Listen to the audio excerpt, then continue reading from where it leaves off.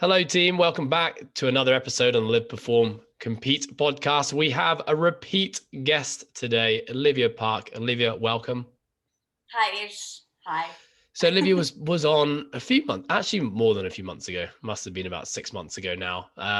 Olivia is a fitness coach working predominantly in the online space, but with people one-on-one as well. She's had a bit of a crazy year. She's over in New Zealand now. I think you packed your stuff away, ready for a couple week holiday, and you've been there for something like 9 months now.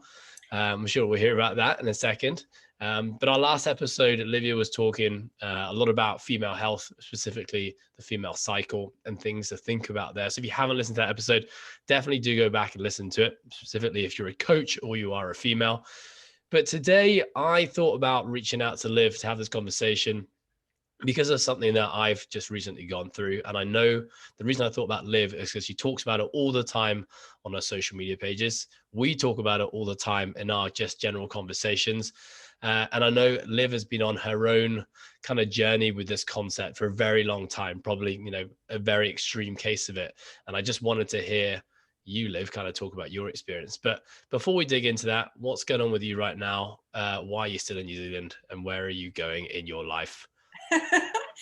Okay, yeah. Hi, hi, Ed. Hi, everyone. I am Olivia, and I think it was when we last spoke, it was like, I actually think it was like March, maybe March or April. It was a really long time ago. Yeah. And so I am still in New Zealand. I came back end of February to get married. We were supposed to be here for 3 weeks, and it's been nearly 9 months. So probably heading back to Korea, which is where we live now in Seoul, next month, which will be December. And then we are actually moving to Shanghai. So that'll probably be after Chinese New Year when they start giving out visas again. So just going to hold tight till then. So it's been a really crazy year. I mean, for everybody, but the last 9 months has certainly been like living day by day because we couldn't get back to Korea because of visa issues. And so it's sort of just been a lot of waiting. And now we have this date to go back, and it feels like I'm not ready for this. Even though I've had 9 months to prepare, I'm not ready for this. So just trying to get the most of beautiful New Zealand time while we're here. Coming into summertime for you guys now, right? Yeah, it is. And we'll perfect time to leave, winter. Yeah. Yeah. All right. So let me start with kind of my story on what I've been going through recently. As listeners may hear, I'm a little bunged up at the moment with a cold. Hey, I mean, I could sit and say that this isn't COVID, but I'm not sure for fact. Actually, true story. I strolled down. So they just opened up these community testing centers today. I think they just opened it on Sunday, actually. So in Hong Kong, you can go to these various places, $240 Hong Kong, which is cheap as chips. You roll in and you get your COVID test. And I thought, well, I'm pretty sure I don't have COVID, don't have any of the symptoms. This flu's been flying around Hong Kong, pretty damn sure I've got it. But for peace of mind, I should just go get tested anyway. So I walked down, I made a booking, walked away there. As I was entering the hall, they said, "Sir, do you have any symptoms of COVID, like a sore throat, a runny nose, or a cough?" I'm like, "Well, yeah, I kind of had all three of those in the last few days." They're like, "Sorry, we can't test you." And so I was like, "What?" But surely the whole point is that, I've got it. I think I might have something, so maybe it's worthwhile testing. Anyway, apparently not. So they turned me away. So now I have to go through a bit more of a meticulous procedure to get tested. But anyway, just want you listeners to know that I'm not being negligent. I am trying to find out if I have COVID or not, although I'm very, very confident I do not. But anyway, the point of the story is that last Monday, Tuesday, I took a couple of days of leave. Truth be told, they're the first days of leave I've taken all year this year, 2020. My lovely general manager, Nicola Bruce, who basically looks after HR and the whole team at Coastal, said, "Ed, you haven't taken any days of leave this year, and it's compiling and you're going to have a lot of leave left and you only have a month and a half to use it. I suggest you go and take some time off." So reluctantly, and I say this hand on heart, reluctantly, I took a couple of days off because I generally don't like taking days off. I really like my job and I love being in the gym. But I took a couple of days off, went for a bit of a staycation and really did nothing for 2 days. It wasn't even that sunny, but sat by the pool, really got stuck into a novel I'm reading at the moment, really relaxed, didn't really train, didn't really move a muscle, to be honest. And on day 2 of my staycation on a Tuesday, I was exhausted, probably the most tired I can remember being in 2020. And I hadn't done anything, like hadn't done anything, walked from my bedroom to breakfast to the pool, and that was it. So the next day, Wednesday, return to work, feel exactly the same, really run down, really tired, don't have any symptoms of illness or sickness, but just completely exhausted. Tried to train on Wednesday, had a terrible training session, kind of called it quits halfway through. Thursday, same again. Friday, same again. Have no idea why I'm just so fatigued. I'm kind of thinking I've just taken 2 days off for complete rest and relaxation. I was kind of planning and hoping to come back in feeling energized and ready to attack work and attack training. Anyway, Saturday rolls around, and in the middle of the night, I wake up with a really sore throat. Okay, so this kind of starts to make sense a bit more now. Probably been feeling a bit under the weather because I've been fighting something, and now it's rearing its ugly head. Now I'm dealing with it. So then Sunday rolls around, birthday. I wake up with a horrible runny nose, blow my nose all day. Monday rolls around. That's kind of developed into a bit of a cough, and then kind of I feel like I'm just stage 4 of the cough cold at the moment. But it was kind of over the last couple of days, been reflecting a lot and looking back on the last couple of months, being like, how has this happened to me? Here I am. I'm a health and fitness professional. I preach the concepts of longevity, listening to your body, pushing when you need to, pulling back when you need to, prioritizing health over performance. You heard me say these things a million times before. Yet out of everyone, I'm the one here who's sick, who's now having to work from home for a couple of days. How has this happened? Reflecting back, there were definitely some warning signals. Probably the last 4 weeks or so, I've been getting some small niggles and injuries coming up. And, for someone who's had a lot of operations and injuries in the past, whenever my body does get a little bit run down, it's always those old issues that start to kind of show themselves a little bit. So the right knee, the left shoulder, the right wrist, kind of I get these neck tweaks a lot. Those things all started kind of showing themselves a little bit. Anyway, kind of brushed them aside, took these small kind of like easy training days here and there. But for the most part, still trained 5 to 6 days a week, didn't take any days off work, still kind of went about life as normal.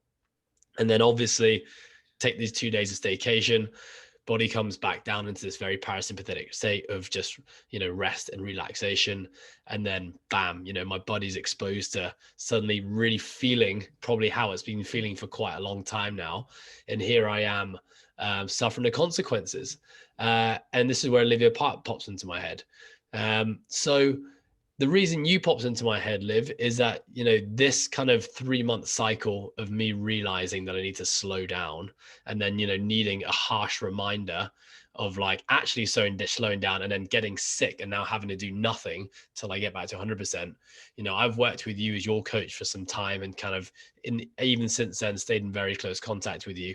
But I know you've been through a really extended variation of this, from someone who was a competitive bodybuilder, who then, went through, years of hormonal dysfunction. And now all these years later, kind of really trying to claw your way back now and get back to what we would probably think of as optimal health. But kind of hearing my story, Liv, like how much does that story resonate with probably a lot of the people that you work with, and a lot of the people that you kind of talk to, and a lot of the messages that you preach as a coach all the time? Yeah, a lot. There's so much in that. Can I just ask, first of all, what was the novel that you were reading? I'm just curious. So the novel I'm reading is called, oh my God, it's just slipped my mind. It's the series of books based in Asia. I just read Taipan. This one is called, oh my God, how is this slipped my mind? Anyway, it's set in Japan in the 1500s. It's going to come back. I want to say Saigon, but it's not Saigon. I want to say Samurai. Shogun. It's called Shogun. Okay. That's it. Yeah. And cool. It's a really amazing novel. I read novels at bedtime, and typically like I'll read one page and fall asleep. So this was finally I got like into the book. Sorry, continue. Good. Shogun, great book. So the first thing there's so many thoughts that I have around this, but a lot of the women that I work with, so I'm a female health and performance coach. So I primarily work with women. I've got a couple of amazing male clients who are so rad, but primarily I work with women. And a lot of the women I work with are A-type personalities. They're interested in performance in all aspects of their life.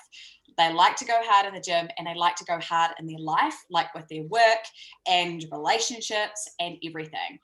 And often what happens when women come to me, they're going really, really hard with their exercise or with their training. And so a lot of what I teach them is, a lot of stuff that you talk about as well, is the idea of first the framework of auto-regulation, and then within that, the methods of self-regulation for the individual.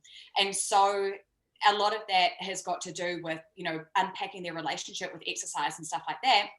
So we can look at how they're using it, which is bringing them to this place of like a constant stressed state.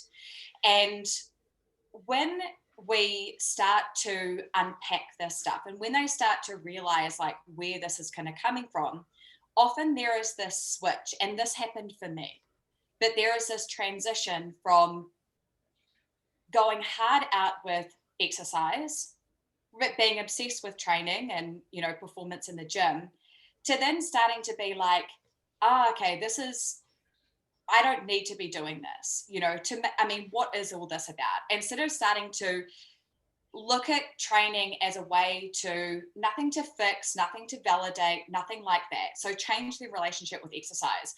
And then what happens is that A-type, perfectionist, all of that kind of stuff gets driven into another aspect of their life.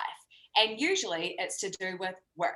And so that is what happened with me. Like when I really started to make this transition from, an athlete and like doing, competing in CrossFit and like putting all of my energy into that, even though I was still putting all of my energy into my work as well. But when I pulled away from that, I was like, wow, okay, I've got more space. So I can't just sit with this because I don't know what to do if I just have stillness. And so I'm going to direct this all into my work. And so what happened is I just replaced one obsession for another, and still completely obsessed with movement, obviously, but all of my energy went into working even harder and even more. And so that's what I think about with you. So when you're talking about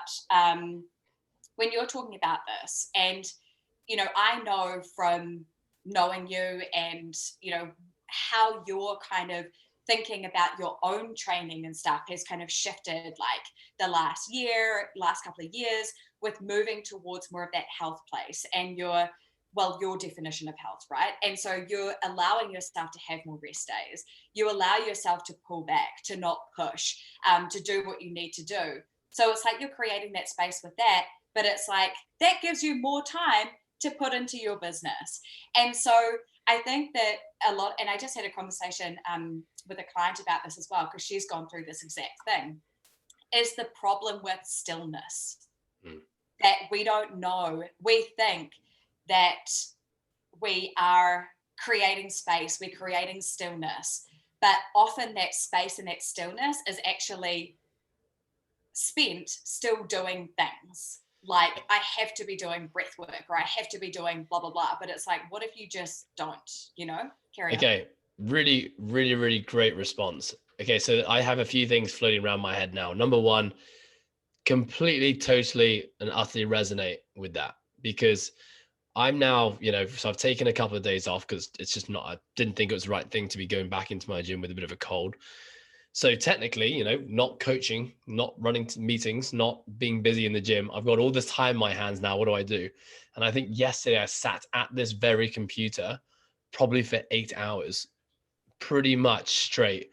And it was like, great, I have this amazing opportunity to do things, to work that wouldn't perhaps normally get to do. And I just simply replaced, the stress of training and being busy in the gym with doing exactly the same thing at home, which, to be honest, when you're ill, you've got finite resources. You really want to be putting all those resources towards, getting over the illness, when really I haven't really just done that. So I think the next part, which we need to probably clarify for listeners, is the concept of stress. And why is training a stressor? Why is being busy and working a stressor? Why is this concept of not being able to be still stress? Because I think typically when we think about the word stress, we're thinking about there's a negative association with the word, but it's not necessarily what we mean. So do you want to have a go at kind of breaking that down? Yeah. So it's so big. I mean, even the word stress, it's just like there is so much in this. So when many of you may have heard this before, because I know that your listeners, Ed, are pretty switched on, a lot of coaches, people that are really interested in this kind of stuff, right? So you probably know that in ancient, long ago, ancient times, stress is a really good thing, but in the right amount and when it's dealt with properly. So back in the day, chased by a tiger, you had that acute stress response, you run away, and then you are safe. And so your body comes back down into that parasympathetic or that rest and digest, right? So that is a healthy stress response. In a human, that is what's meant to happen. It's like with training, right? You do intervals and you're getting that like stress from doing an interval and then you recover. And this is how we need to approach our life as well, that we have these bouts of hard work and then we recover. But obviously, our brain has not caught up with or developed with modern times. And so we are in this state of chronic stress. And this is where, a lot of what I talk about, so I was just teaching, I teach a course called the Female Health and Performance course with Nadia Norman. And what I was teaching to the coaches and the trainers that were on that course on the weekend is about the physiological load. I was specifically talking about women, but the physiological load that we have and how that impacts our performance, like in the gym. And so if we think about, I could just go down this whole other thing, but maybe we'll come back to that. But when we're in this state of chronic stress or we've got high physiological load, then we don't give ourselves the opportunity to come back into the parasympathetic state, which is that rest and digest. And so that means cortisol is chronically elevated. Adrenaline is just pumping through our body all the time. And what is important to remember that your body doesn't know the difference between stress from being chased by a tiger, being stuck in traffic, your partner screaming at you, or doing Fran. Like your body doesn't know the difference. And so even though you might be thinking, I'm not stressed, if you're not eating enough, if you're training hard, if you're not sleeping enough, if you've got a lot of stuff going on in your life, then you are staying in this chronic state of stress. And so when this is happening, so this is a high physiological load, then we're not able to adapt. And so this is where, when I talk about performance, is that I wrote a post about it today, is that if you're interested in performance in the gym, and most of the people listening to this will be, right, interested in being strong, being fit, like doing being competitive, then what are you leaving on the table if you're not addressing these things? Because your potential is, you can only reach your full potential by good programming, but how you recover. And how you recover is all of these aspects of your life. Yeah, it's like we have finite resources, each of us, and each of us has a unique number of resources. Like, what I have available might be different to what you have available, which is probably very different to what the most elite athletes in the world have available to them.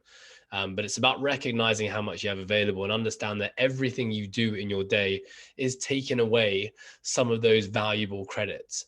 And if you're there, like the example you just used there, if you want to be a performance athlete or you want to prioritize performance regardless of what you do, but the majority of your credits are going elsewhere, to your job, to your family, to social commitments, to whatever it is, there's nothing left really for training. And that's where we'll often see people who will then break, get injured, get burnt out, not have body composition changes like they want, not develop strength the way they want in the gym. And it's not necessarily because of the training itself, but it's because of the over exposure to everything else that's not allowing them to adapt in the gym environment.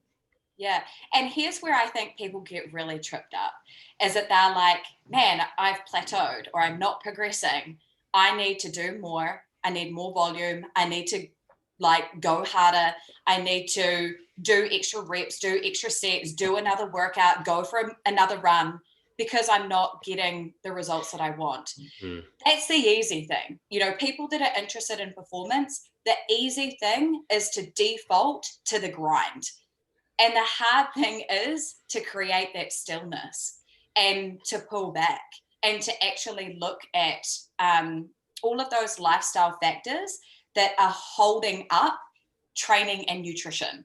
And this is the thing, is that I've been talking a lot about this lately because I've been ranting a bit about it, but this is why the fitness industry has really, can I swear? I don't know if I can Swear away. The fitness industry has really fucked up because it's really shot itself in the foot we know this, right? That prioritizing an exercise prescription as the means to fix something, right? And that is where trainees as well, like fitness enthusiasts, are like, if I just have an exercise prescription, everything's going to be okay. My life is going to be okay. And so fitness enthusiasts come to fitness professionals and they're like, you need to give me this because this is the thing that's going to fix it. And fitness professionals are like, okay, I'll just give you this because I don't know what else to do because this is just, I need to keep you or whatever. And this narrow view of what health is has really fucked both sides, because it isn't opening up the possibility of what can be true for health. And so this is where, when we're so focused on results and outcomes, we continue to stay stuck in this cycle. And so we have to move to more of a health-based model, which is, if we're thinking about a pyramid, at the bottom is like emotional and mental well-being. Above that is sleep management, stress management, movement, not like training, but like incidental movement. And above that is nutrition. And above that, the top of the pyramid is training. And so this is why, as fitness professionals, it is so important that we get that training piece on point, so that it is, for the individual, it is taking into account all of this stuff. Yeah. I mean, I get it, right? And I sit on exactly the same school of thought as you do. And it's something, we preach to everyone we work with, even in the group platforms. It's just a constant rinse and repeat of education on the importance of self-regulation, recognizing where you're at any one point in time, and being able to make an educated and informed adjustment to your life, not just your training, because training is just a very small part of life for most people, just one of 24 hours in a day, but make an adjustment to ensure we're moving towards health. But I think on the podcast, I've talked a lot about different strategies that one could use to know about, just perhaps where you are. A Whoop band is an example of it. It's that a Whoop band has created like the ability to have data, and it's kind of gamified the whole recovery process by having an app on your phone. Journaling is something we talk about a lot. Just kind of checking in with yourself, becoming a bit more intuitive in the gym when you're warming up to see how it feels. But rather than talking about that more, I want to understand, or I want to talk about the concept of why people like myself, people like yourself, why we can't let go. Why can't we sit still? Because I'll give you another example again. Been kind of stuck here in my house, and I don't have a very big house here in Hong Kong. So I went onto my rooftop and I sat there. The sun kind of came out, went to get my 20 minutes a day. And I thought this would be nice just to sit and be still and just enjoy the sunshine. And I struggled. I couldn't really sit still. So I ended up bringing a resistance band up with me, and I ended up putting this resistance band like up on a ladder, and I'm doing tricep extensions and banded face pulls, really slow and controlled. Then I put it down. I'm like, no, that's ridiculous. Like, rest, recover, you're ill. And then I'm picking my phone up, looking at emails. I'm thinking about a newsletter that I want to send out, and I start drafting out the newsletter. I'm like, just put it away. So, end up physically having to take my phone beyond reach on my rooftop, so I can't see it anymore. And I ended up probably sitting still for no more than 6 minutes. Mm. And then I was like, okay, I want to do this podcast with Olivia now. And I came running down and prepping. So what is it? What is it about us that doesn't allow us to sit still? Because, hey, I think about my teenage years, I could sit and watch telly and, do nothing for hours on end and it wasn't a problem. So what's happened? Yeah, someone asked me that today. They were like, intellectually I know these things, but why is this so hard? And honestly, I ask myself that every single day when I'm trying to not look at my phone and trying to just drink my coffee without doing anything. Like, I totally get it. I feel the same. And I think that it's first of all, it's like, well, where do we draw the line in the sand with, that it's like, yeah, but I get really excited about my work. I want to be working. I love this. But then where am I tipping over the edge? I think that that's a really hard thing when we've got these passions and they don't feel like work sometimes, but we're still keeping ourselves in this like stress state and not allowing ourselves to go into that place of like full stillness, right? Or create space. And there's a couple of things with it. So first of all, obviously, as we get older, we have more responsibilities, we've got more things going on. And so that physiological load does get bigger, right? I mean, there's more stuff to do. Let me just pause you there because I want to throw one more thing in there. As a new 33-year-old that I'm acknowledging and appreciating now as we get older is not only do our responsibilities increase, but our resilience. And yes. we talked about the like credits available in our day. Those credits, which might have been 500 as a 25-year-old, are now 400, and they're going to reduce to 300 and 200. And I think that's another really important thing that I'm learning as I and I still consider myself very much young, but definitely starting to feel, because the overall load and volume that I do from a work standpoint, but also from a training standpoint, is definitely less than it was 5-6 years ago. Yet my ability to handle it is still getting worse. So continue. But I do think that one of the main things for this is that it comes down to, and this might be getting a little bit woo, and this is sort of more on the head and the heart side rather than the practical, but is realizing that we are worthy and that we are deserving of that, and I think that is probably the hardest thing. Like when you're saying, why can we not do this? Like, why do we feel like we need to be doing something all the time? And it's like, if you don't believe in your bones that you're worthy of having 10 minutes of not doing anything and not feeling guilt and not feeling, that that's a bad thing or something like that, then that's really something to dig into, And so, yeah. I was going to say, where does that lack of self-worth come from? Because I'll tell you, honestly, as someone, who's I guess a leader of my organization, a part of that comes probably from the people that I'm around, in that I don't want to let them down, or I don't want to be seen to, be taking more rest than I need to. And I have this vision of myself, leading in the trenches, and therefore, I want to be the hardest worker in the room. And I don't think it really actually comes from anyone else other than, the story that I tell myself. But, that self-worth, where does that come from? Yeah, well, there's I did a Facebook Live for my clients about this just on Saturday, is that there are two different kinds of guilt, right? There's healthy guilt and there's unhealthy guilt.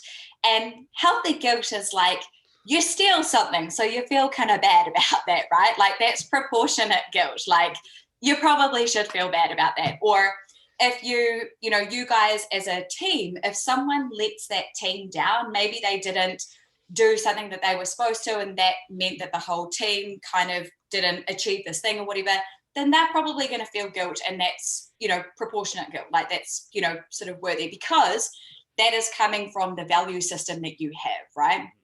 And so unhealthy guilt is when we're attaching morality to things. And this is disproportionate guilt. So it's like, and this is where we set these really, really high standards for ourselves.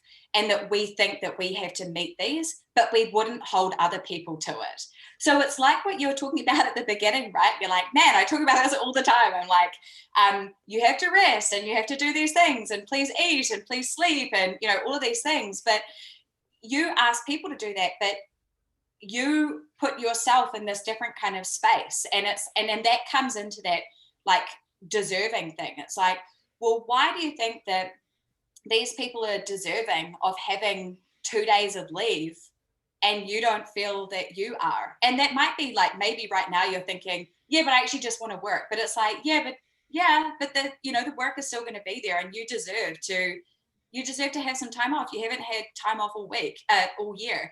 And so that, I think it's kind of, you know, thinking about guilt in that way is quite interesting, when it's like, where are we attaching morality to things that don't deserve that? You know, it's like saying, I had a chocolate bar, I'm bad, or I skipped a workout because I was tired and now I feel bad about that. Like, that doesn't deserve your guilt. Like, that doesn't deserve feeling that way. It's disproportionate. Does that make sense? Yeah, for sure. I'm kind of just trying to think about myself and you know, why I feel that way. I certainly feel, I think a story that I tell myself when it comes to, when the thought of slowing down pops into my head and I'm sat there with a choice: slow down and sit and do nothing and probably give myself the stillness that I probably need, or use this as a time to be productive and to create value and to move the needle towards my goal, whatever that is, whether it's in the workspace or it's a training space. And I'm always like, I always revert back to, this is a unique opportunity. Like, you have the energy to do it, graft and work, because, you know, that brings fulfillment and enjoyment, and therefore, why wouldn't I do it?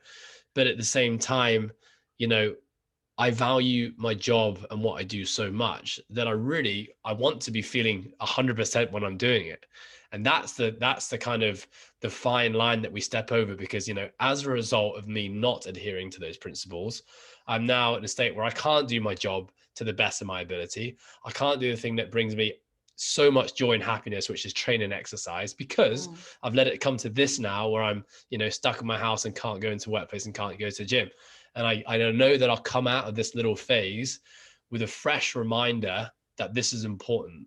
You know, reminder to myself that I need to slow down more. I need to take time for myself. I need to prioritize, you know, really, you know, health, so that I can excel in the things that I really like. But I will also say, Olivia, that 6-9 months down the line, I will probably have forgotten about this unique experience, and it will have to happen to me again.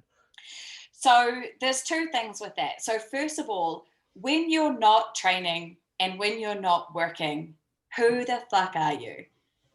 Because when you're not doing those things, you're left with yourself. And sometimes that can be a really hard thing. And so that is, you know, something for you to explore and be like, you know, and this is where you need to be looking at all the different roles that you actually play. So yes, you're a business owner, you're an entrepreneur, you're a trainee, you love CrossFit, you love lifting, but you also love reading, family, friends, like, but nature. all of these things, you know, but all of the interests and stuff that you have. And so you have to be able to sit with yourself without those things. And I think that is one of the things that is really hard for people, because you're left with your own thoughts, and that's really freaking scary. The second thing is, if you're like, man, I'm missing this opportunity to, you know, be productive and, you know, work right now, I've got this time. What is that? I mean, what are you afraid of? Like, what are you afraid of if you don't? So yes, it's like, yeah, this brings me fulfillment and stuff like that. But also, if you're doing that because you feel like you should be doing it, because you should be using that time to be productive, what are you actually afraid of? Yeah. I mean, I'm actually trying to think about answering your question now as you ask it. It's funny because it's when the question of, you know, should I do it or not? Like there's this pulling, there's something pulling me towards doing it. And the moment I start doing it, because I'm enjoying it. The stuff that I have to do or that I want to do is because I choose to do it. And it's genuinely like, nothing gets me more excited than sitting in front of a spreadsheet and programming, like, Yeah. writing out 3 weeks of training. But like, I'll finish it and be like, whoa, okay, like my head is on another level now. And like, I'm going to have a terrible night's sleep as a result of it. I don't know. I don't know what I'm afraid of. But I think that's a really important thing to differentiate as well, is like you're saying that you feel pulled. And so understanding, I think, that like mental and also visceral reaction of like when you're being pulled and when you're being pushed, right? And that's like the decision making's coming from a place of self-respect and autonomy, or things coming from a place of should or have to, right? And so honestly, if you're like, nah, this isn't a have to, like this is a self-respect thing. And I think that that's an important piece. It's like, because we can be doing things that we think are like good intentions, right? Self-respect can come from fear or love. It's like, I'm exhausted, I've had 5 hours sleep, but I'm still going to go to the gym because that's what a healthy person does, or that's what a good trainee does, so I'm going to go and do that, right? So that is kind of like, that is fear wrapped up in self-respect, right? And then the other side of that is self-respect that's coming with love. And so that is like, you know what, I had 5 hours sleep, I could go to the gym, I could probably put myself in a bigger hole, so I'm actually just going to take a rest day today. So that is honoring yourself, and that is an honorable, self-respecting decision. Does that make sense? Yes.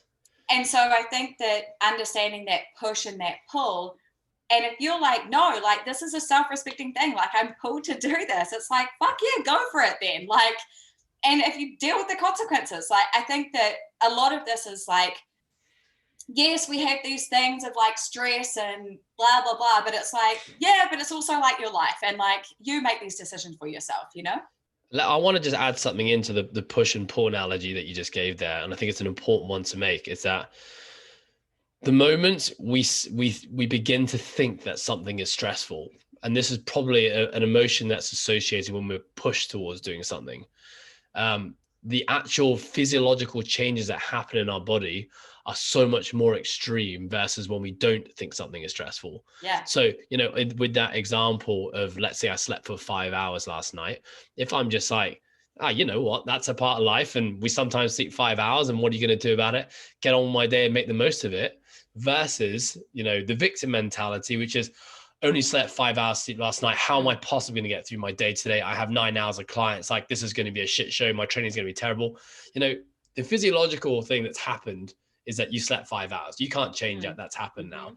But the relationship that we then take from that 5 hours sleep and how it then applies to the next 24 hours of our day can have stark differences on physiological things inside our body, like tissue temperature, like acidity, like alkalinity, like, all these things, which actually then, have a whole bunch of negative health consequences. Yep. So I think it's maybe just another way of, when you started talking about the push and pull analogy, which I really, really like, I haven't heard that, used before.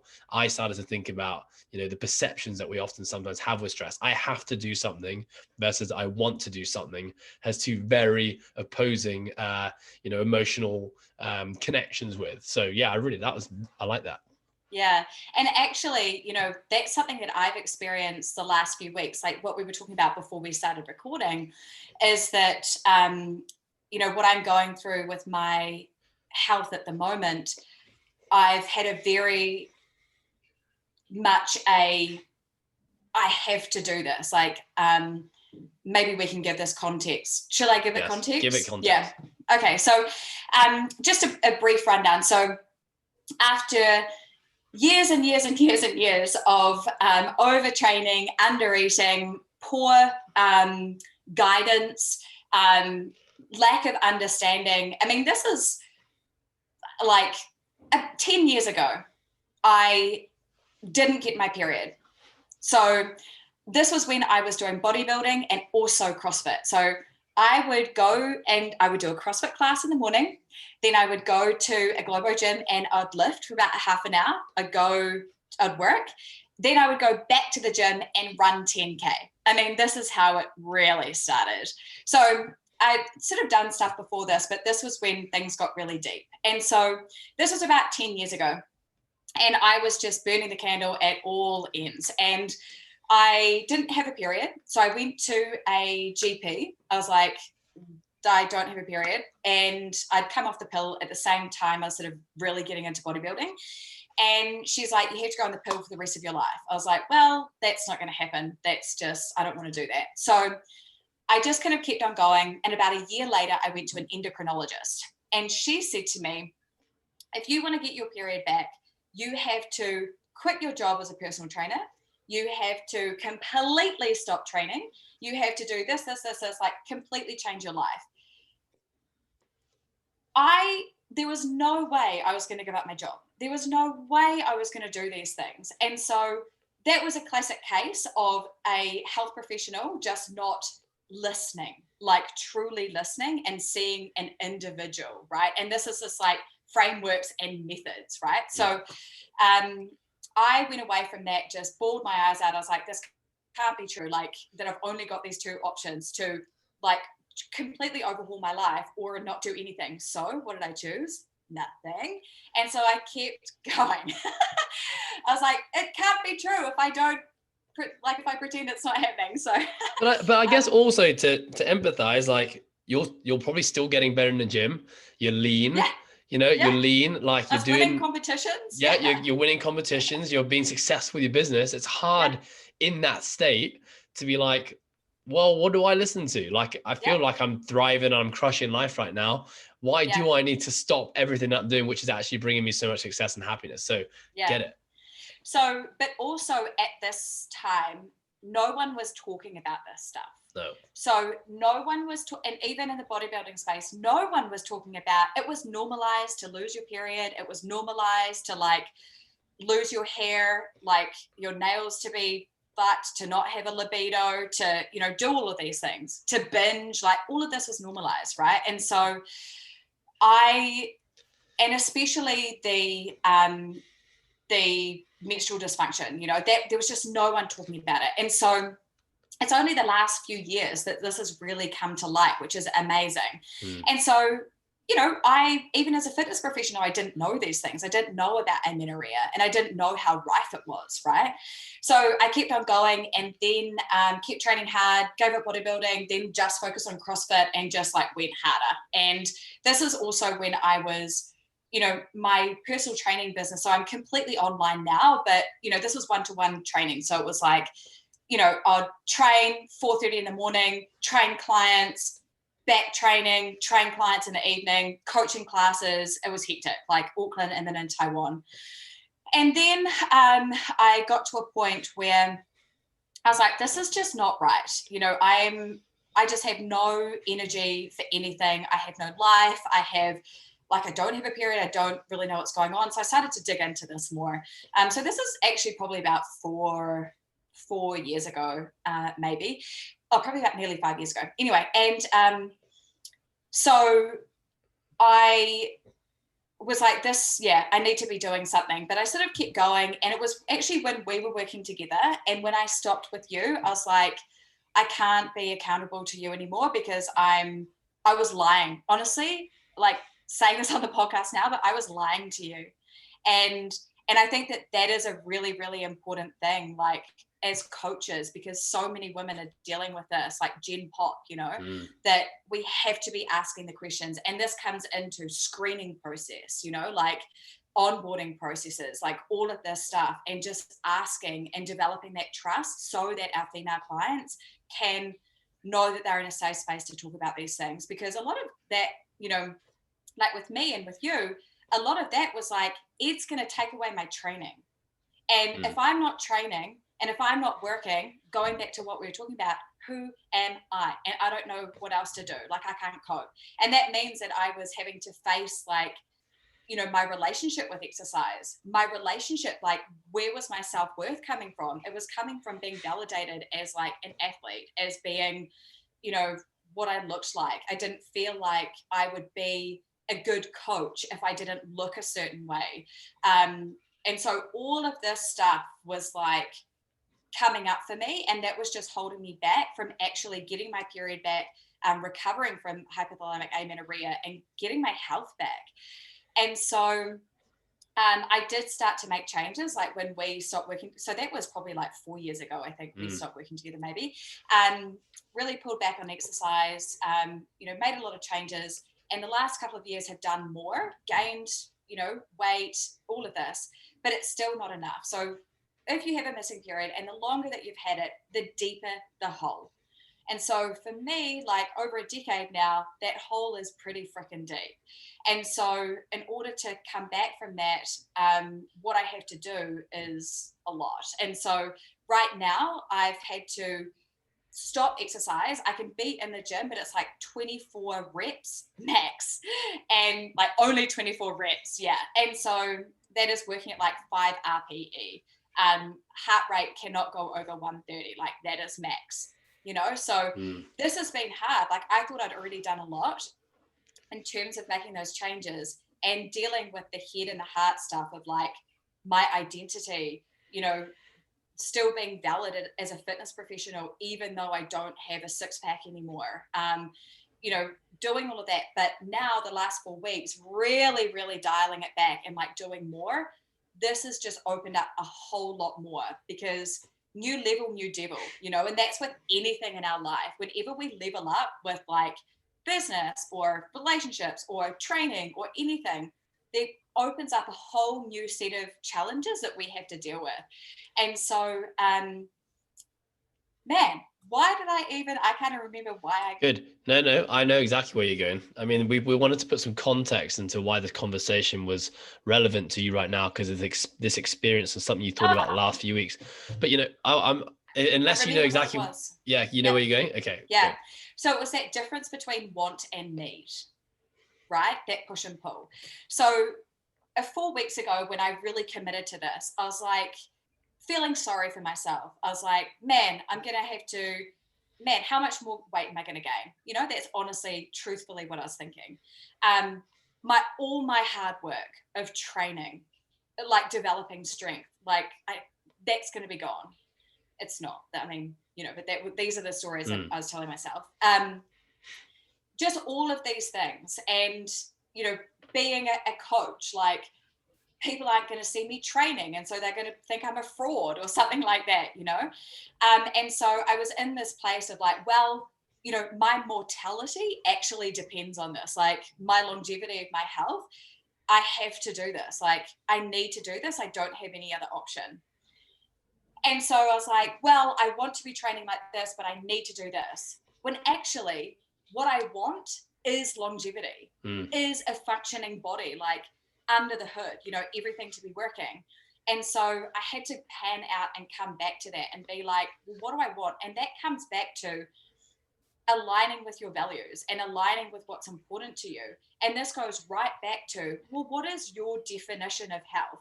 And how are your actions and your effort and your attitude contributing to that? Because that is always going to be the North Star for our decision making, and making these decisions and taking these actions from a place of self-respect. Yeah, that's a great. I mean, thank you for sharing that, Liv. It brought me back to a lot of our conversations that we had, because you're so right. Even 5 years ago, these weren't conversations that were being had, and the conversation of like, stress management and longevity and health, and where does training fit into all of that, and the different dosages of training and the impact they have on the body and the mind. Like, no one was having these conversations, and even everything to do with the head, like mental health is only something that's really come to kind of like, dinner table conversation probably in the last couple of years. And, I know you gave a lot of examples as a female there, but I want to just jump in and give some examples as a male for our male listeners. In 2013, I believe it was, when we just opened Coastal, I did a mentorship with the Irish Strength Institute, a guy called Owen Lacey, really amazing coach, just so far ahead of his time. I know he's doing a lot of stuff with female health now. And he was Charles Poliquin's right-hand man for a long time at the PICP Institute. So I did a mentorship with him, and he came out to Hong Kong. And as a part of our mentorship, we had to get adrenal testing. And so, it was basically a cortisol test, take a saliva swab numerous times throughout the day, sent the results over to Switzerland. And then when he came back for the level 2 mentorship, we basically reviewed all the results. And I had my results come back. And, to put into context, it's 8 years ago. So, I'm 24 years old, fairly young, but, have a business that's consuming a lot. I was training twice a day at the time and playing rugby on top of that. And my adrenal test came in and he was like, mate, what are you doing? And I was like, what do you mean? And he's like, these are some of the worst adrenal tests I've ever seen. Like you are rock bottom all day, every day. And for 24-year-old, that's extremely worrying. So he said, what are you doing? I said, well, I train. And he's like, how many times a day do you train? I said, I train twice a day. He's like, you got to cut that down to once, maybe even cut that down to 3 sessions a week. And I was in my head, I was like, yeah, makes sense. In my head, I'm like, there's no way I'm cutting down any training. What are you doing? Like, how many clients you have? So I told him how many clients they have. You've got it. He's like, there's no way you can be coaching that many clients and running your business. So I was like, yep, acknowledged. But in my head, I was like, not going to change anything. But, to kind of relate back to how you felt, I was training. I was healthy. I wasn't injured at the time. I was doing all the things that excited me. But, in review now, when I think back, I would get sick probably once a month, come down with a cold or the flu or some form of, digestive issues. I would pick up injuries all the time. It would take me, no joke, 45 minutes to an hour to warm up for a squat session. Like I would sleep terribly. I remember even on the week of that mentorship, I think I was sleeping like 4 hours a night. I was in bed for 7, 8, but I would just be lying, staring at the ceiling. But I'd be waking up the next day being like, well, I don't feel too bad. So maybe this is why they say that sleep's not that important. Hello, adrenaline. Yeah. And so, but when the younger we are, the more we can handle it, the more tolerance we have to this kind of stuff. And probably why I've been saying this, speaking about this for so long, just like you have, is because we learned the hard way.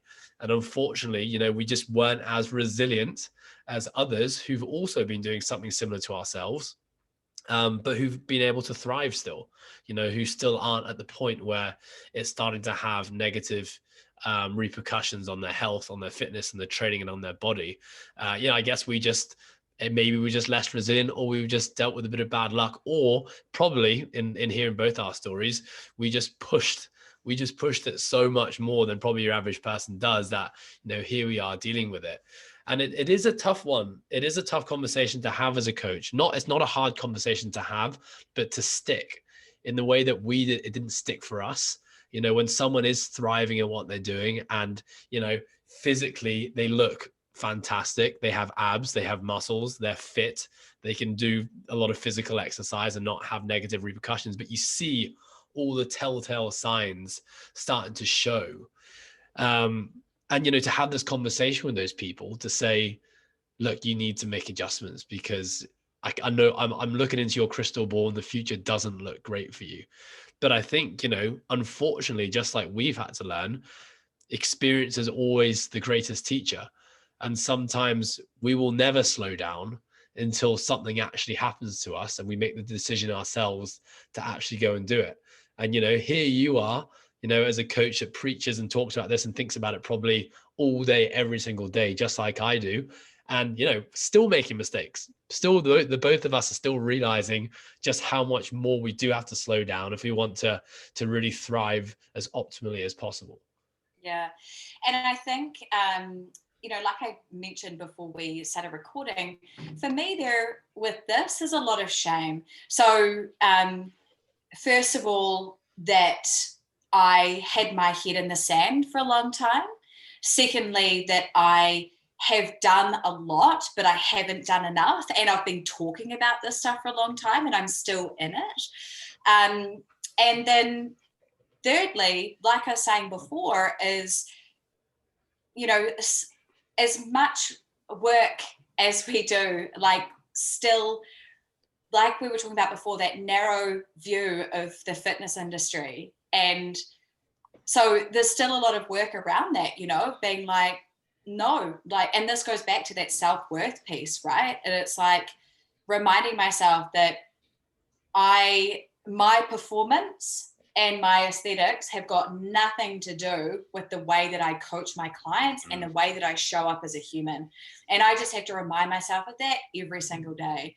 And also that, again, like, and this kind of goes back to that, like, upholding those standards and that, like, that guilt kind of thing. It's like, man, if I'm talking to my clients about this stuff and I'm encouraging my female clients to stay out of low energy availability, remembering that you don't just have to have a missing period is not the only symptom of low energy availability. There are so many things, you know, that contribute towards readiness. So that I have to do the hard thing and do this for myself to set that example. And this also goes to being part of the collective of the fitness industry to change the mess that is in the fitness industry with this stuff, you know. And that is really important to me. And so, you know, having to really show up and do this, and you know, to talk about it as well, I think is so important, because there are so many female fitness professionals that are struggling with the same thing. Gen pop people, but also female fitness professionals. And so that is where that this is just even more important, to cut through all the noise. And so we are collectively making this change for allowing people to see and understand what true health is, that it's not a look, it's not an exercise prescription, it is not a nutrition protocol. It is when your body is functioning as optimally as it can, so that you can carry out the function that you want to in your life, you know? And then going back to that performance piece, it's like, fuck, I think about all of those years that I put into my training, and like thinking about those times with you, I look back at those numbers and stuff now, and I'm like, damn, like I could have done so much more if I was sleeping, if I was eating. And so that's hard for me. And so I was actually thinking, you know, I was talking to Emily Crutchley about this today, because I was walking, I was thinking about this yesterday, about this like need and want thing. And I was like, oh, I just want to like go hard in the gym, you know? And it's like, you know what I'm excited about? I'm excited to get this body working so that I can go back into the gym and actually get, I mean, yes, I'm 35, but I can go and compete in masters, you know? And I mean, that's really exciting. And it's like, what is my true potential? And so this is why, for like younger people who are in their 20s, like, you know, 20s, teens, 20s, early 30s, to really think about that. Because as we get older, you know, things start to decline, your sex hormones decline, your bone density declines, your muscle mass declines, like all of these things, especially for women. Like when you're in your 20s, that is the time that you actually put in the bank all this stuff.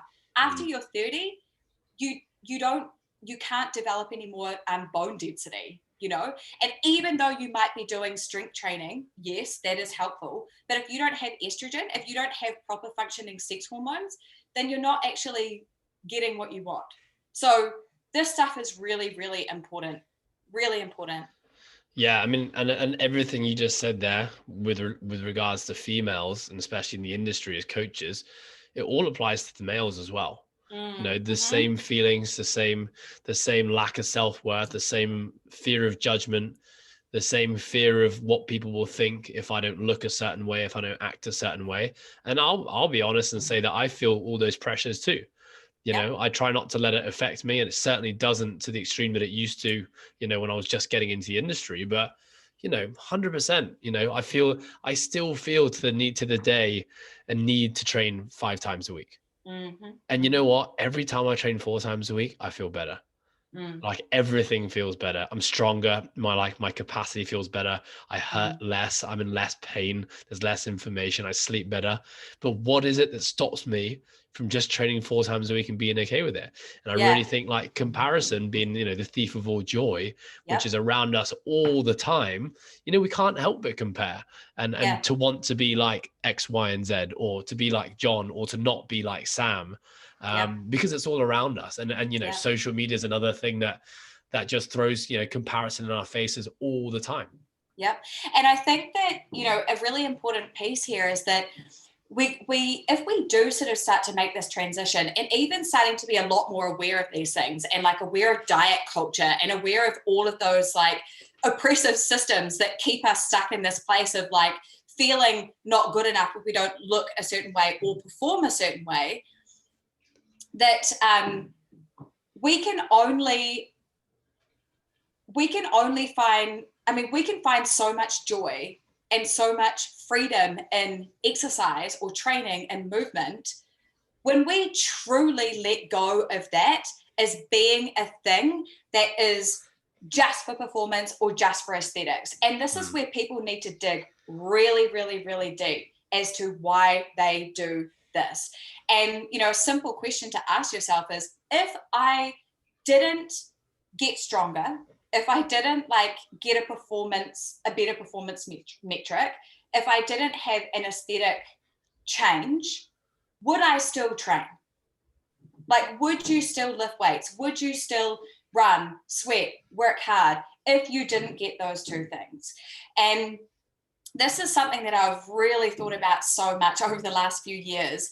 And what I've come to is that my love and the joy that I get from movement, from like having a barbell in my hand, having a dumbbell, if it's like 5 kg, having just a barbell, which is pretty much what I'm working with really, really light loads at the moment. And I just feel so grateful for that. And I feel so much joy just being in the gym. And it has nothing to do with metrics of body composition, of performance. But that love is so deep in my bones that I'm just so grateful to be there. And that is when you know that you're in it for the long haul.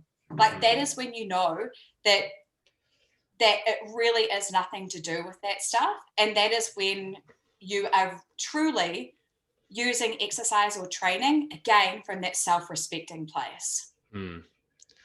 Yeah, I think I almost don't want to start this next conversation or this next add-on, because it could be another hour of conversation, but I'm just going to plant it. We're not going to talk about it. But I do think COVID has been a fantastic teacher of that. You know, the ability to let go of all that, and, you know, be appreciative of the ability to move and to have health and to exercise and to train your muscles and to feel good. I certainly saw when the gym reopened, you know, a massive letting go of like the need to PR and the need to RX workouts and the need to, you know, this, that, and the other, you know, big stigmas that have been around the CrossFit gym space for a very, very long time, a slow letting go of that, because people were stripped of it when gyms closed. And I think that's been an amazing thing. But anyway, we could probably you're probably licking your lips being like, oh, I could sink my teeth into this one, but you're not gonna. Yeah. We're gonna move on. Can I just say though, oh no, just on see, that, yeah. Yes, go.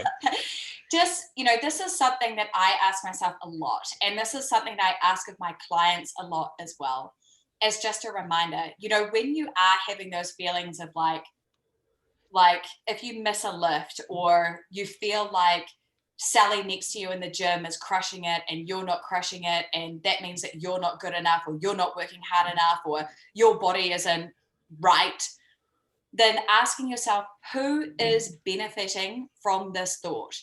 The answer is always going to be me. No, it is the like oppressive, I said it before, the oppressive systems that keep us stuck in all of this. And so I think that that's a really quick way that you can, if you are having those like sort of thoughts or feeling like you have to go to the gym or work harder or whatever, it's like, who's benefiting from this? Am I? No. So what am I going to do? What is my next best step? And I think that's just an easy way to kind of take you out of that and give you perspective. Nice. All right, Liv. Well, this has been fantastic. I think we're going to wrap it up there. Otherwise, as you know, as we well know, normally our 5-minute conversations last an hour and a half, 2 hours. So we'll call it there, and we'll save the rest for another episode. But Liv, thank you so much for taking time out of your day, out of your night, I should say, to jump on this call with me and share your thoughts on something you care deeply about. Liv, remind us, where can listeners find out more information about you and what you do? Yeah, I am on Instagram at Olivia Park Coach, and my website is oliviaparkcoaching.com. And that's where you'll find me. And I love having these kind of conversations and just, having conversations on Instagram and stuff like that. So please reach out. Yeah. Awesome. All right. Well, thank you, Olivia. You have a lovely night, and I will speak to you soon. Thanks, Ed.